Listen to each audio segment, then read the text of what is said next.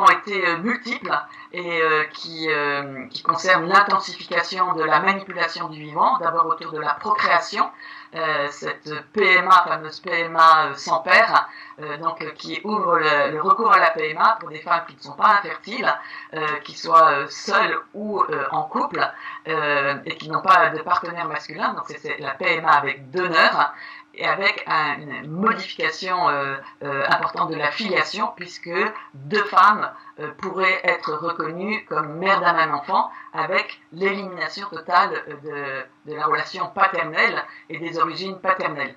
Il y a la congélation ovocytaire pour des femmes qui jeûnent pour avoir des enfants plus tard.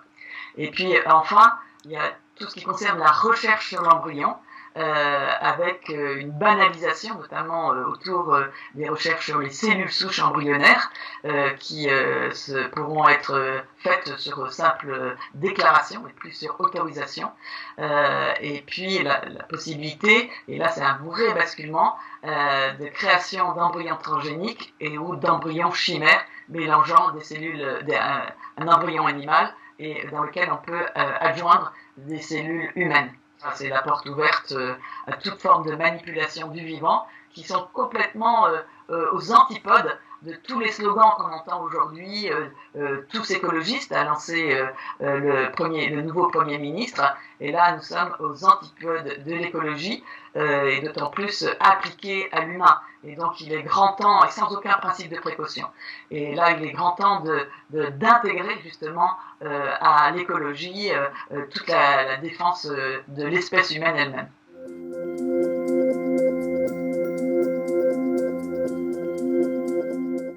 Alors, ce qui est extrêmement choquant, c'est que par surprise, il y a eu le vote d'un amendement qui rajoutait au critère de l'IMG, c'est l'interruption médicale de grossesse, qui peut avoir lieu depuis 1975 jusqu'à la veille de la naissance, pour des raisons de santé de la mère ou pour des raisons de santé du fœtus ou d'anomalie, eh bien, on a rajouté le critère de détresse psychosociale.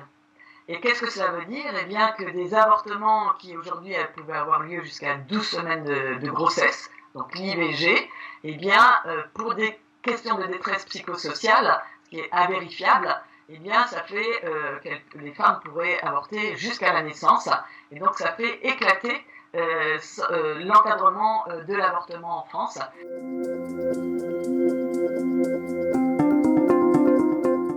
DPI, c'est le diagnostic préimplantatoire, c'est-à-dire la sélection d'embryons avant de les implanter dans une fécondation in vitro. Alors c'est aujourd'hui extrêmement encadré en France et qui a été utilisé pour des maladies héréditaires, qui est reconnu chez le père ou la mère. Mais déjà, c'était très controversé éthiquement, parce que c'est déjà une sélection, donc une pente vraiment fortement vers l'eugénisme. Et certains députés voulaient rajouter aussi de pouvoir détecter à chaque fois les anomalies chromosomiques. Déjà en première lecture, ça avait été extrêmement débattu. L'ancienne ministre de la Santé avait bien dit qu'on mettait un pas de plus vers l'eugénisme. C'est la raison pour laquelle le gouvernement ne voulait pas. Et finalement, ça a été repoussé.